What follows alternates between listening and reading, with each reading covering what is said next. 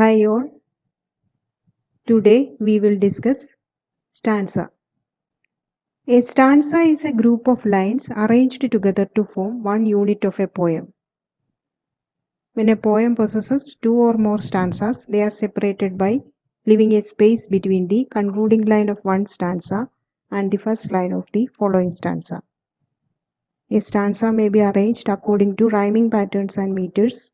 It can also be a free-flowing verse that has no formal structure. In Italian, the word stanza means stopping place. Every poem has a pattern, and it is the line which determines the pattern. Stanza forms have acquired a name because of the number of lines per stanza. Traditional stanza forms are categorized by their rhyme scheme and base meter. The shortest stanza is the couplet. As the name implies, it consists of two lines. It is a pair of rhymed lines that are equal in length. The octosyllabic couplet has lines of 8 syllables, usually consisting of 4 iambic feet, as in Andrew Marvell's To His Coy Mistress.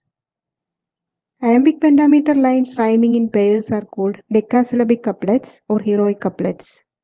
This form was made popular by Geoffrey Chaucer in The Legend of Good Women and most of the Canterbury Tales. The heroic couplet was widely used by the neoclassical poets of the 18th century.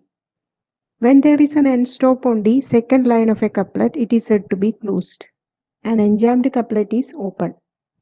The tercet or triplet is a stanza of 3 lines, usually with a single rhyme. The lines may be of same length or else of varying length. Terza rima is composed of terzets. In this stanza form, the middle line of one stanza rhymes with the first line of the following stanza, and the rhyme scheme is ABA, BCB, CDC, and so on. Since the rhyme scheme of one stanza can be completed only by adding the next stanza, terza rima tends to propel itself forward. And as a result of this strong forward motion, it is well suited to long narration.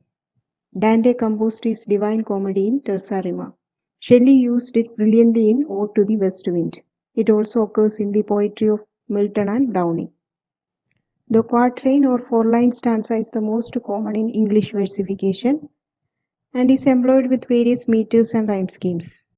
Among the most common is the ballad stanza, alternating lines of iambic tetrameter and trimeter and rhyming ABCB. It is used by Coleridge in The Rime of the Ancient Mariner. When this same stanza occurs in hymns, it is called common measure. Emily Dickinson is the most subtle, varied, and persistent of all users of this type of quatrain. The heroic quatrain in iambic pentameter rhyming ABAB is the stanza of Gray's Elegy written in a country churchyard. 5-line stanzas are called quintain or quintet, and 6-line stanzas are called sestet. 7-line stanzas are called septet, the most favored of which is Rhyme Royal, supposedly first used by King James I of Scotland. Rhyme Royal was introduced by Chaucer in Troilus and Cressida and other narrative poems. William Shakespeare used this form in A Lover's Complaint and The Rape of Lucrece. Ottava rima, as the Italian name indicates, has 8 lines. It is a stanza of iambic pentameter rhyming ABABABCC. It was brought from Italian into English by Sir Thomas Wyatt in the first half of the 16th century. Byron used it in the satiric poem Don Juan. The Spenserian stanza is a fixed verse form invented by Edmund Spenser for his poem The Faerie Queene. Each stanza contains 9 lines in total, 8 lines in iambic pentameter followed by a single Alexandrian line in iambic hexameter. The rhyme scheme is ABAB, BC, BC, C. Keats used it in Eve of St. Agnes, Shelley in Adonis, and Tennyson in the opening of The Lotus Eaters. These are some major stanza forms used in English. That's all for today. Thank you for watching.